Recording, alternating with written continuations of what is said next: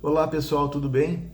Passando aqui, trazendo para vocês um julgamento importantíssimo no âmbito do Superior Tribunal de Justiça, um recurso especial envolvendo uma discussão sobre direito de família a alimentos, fixação dos alimentos e direito processual civil, decretação da revelia do réu. Então, neste julgado, a gente vai observar que há um diálogo entre o Código Civil, direito de família a alimentos, e o Código de Processo Civil, a questão da decretação da revelia e a incidência ou não de seus efeitos, certo? Mas para termos melhores condições de nos debruçarmos sobre esse julgamento importantíssimo, nós precisamos ir de encontro ao Código de Processo Civil, em especial nos artigos 344 e 345, que justamente fazem previsão à revelia. Então, o que nos diz inicialmente a previsão do artigo 344? Diz o seguinte: se o réu não contestar a ação, será considerado revel e presumir-se-ão verdadeiras as alegações de fato formuladas pelo autor. Então, qual é a primeira conclusão, pessoal?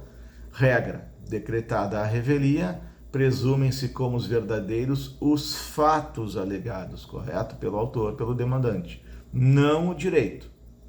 Artigo seguinte, o 345, ele traz algumas exceções aos efeitos da revelia, ou seja, a revelia, diz o caput, não produz o efeito mencionado no artigo 344-C, inciso 1º, havendo pluralidade de réus, algum deles contestar a ação.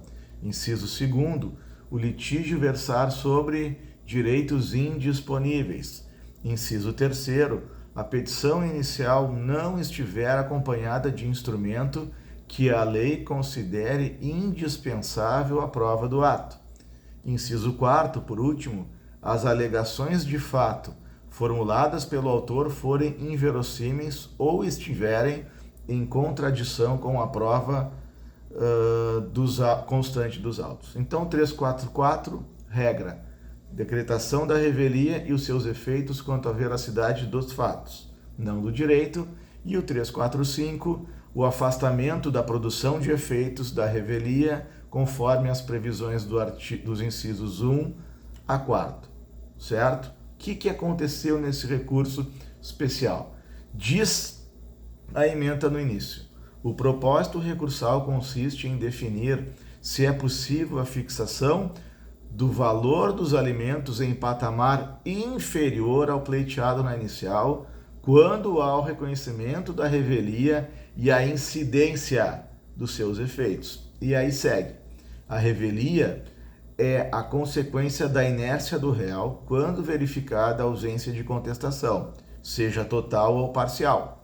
Os efeitos da revelia, segue o relator, implicam o reconhecimento da presunção de veracidade das alegações de fato do autor, sendo tal presunção relativa, de maneira que caberá ao magistrado analisar as alegações formuladas pelas partes em confronto com as provas coligidas aos autos para que possa formar sua convicção quanto à matéria, controvertida de acordo com os limites do pedido, certo? Então, o que aconteceu aqui? O autor fez o pedido de alimentos e o réu não contestou. Ocorre que nos autos o julgamento, a fixação da verba alimentar, mesmo com a decretação da revelia e os seus efeitos, acabou ficando em patamar inferior ao que o autor postulou na inicial. E por quê? Vejam o seguinte: de acordo com o quadro fático delineado pelas instâncias ordinárias, é incontroversa a necessidade de o autor menor receber a pensão alimentícia. Todavia, não obstante os efeitos da revelia, o demandante não trouxe nenhum elemento indicativo da capacidade financeira do genitor, de maneira que, ante a presunção relativa de veracidade advinda da revelia, observou-se o binômio necessidade-possibilidade, constatando a razoabilidade e proporcionalidade da verba empregada, não havendo falar em reforma das decisões proferidas pelas instâncias ordinárias. Recurso especial conhecido e desprovido. Então, aqui o que nos ensina o STJ? Uma situação é decretação e efeitos da revelia, a outra é o ônus da prova do autor em se desfazer desse encargo, cumprir com esse encargo, melhor dizendo, e comprovar aí que merecia, certo, uma quantia X, que neste caso não comprovou e mesmo diante da decretação da revelia, acabou então sendo decidido que a fixação da verba alimentar, sim devida, ficou abaixo do que foi postulado na inicial, certo? Nos encontramos no próximo vídeo.